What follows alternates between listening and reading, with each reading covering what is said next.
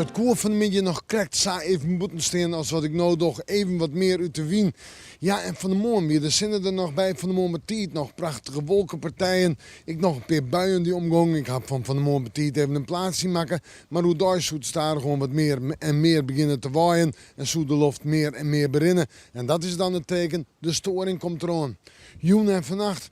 Bewolking, wat ruim, wat licht ruim, droege perioden en later vannacht krijgt het waar misschien nog wel even een buiig karakter. De temperaturen liggen vannacht om bij de 12 graden heen. Ja, en de wind die komt uit het westen naar het zuidwesten waai en die is krachtig, betekent hut in het waardgebied.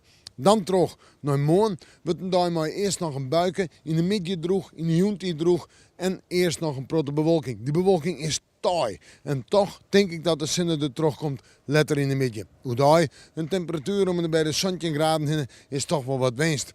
De wind west-noordwest, matig en vrij krachtig. Terug naar de nacht, droeg waar en terug naar het weekend. Het naaisimmerweekend. Want sneeuw, zinnen, bewolking, droeg waar en een temperatuur om bij de 18 of 19 graden heen. Op sneeuw, 19, misschien wel 20 graden op plakken. Zinnen, bewolking, meer zin als sneeuw.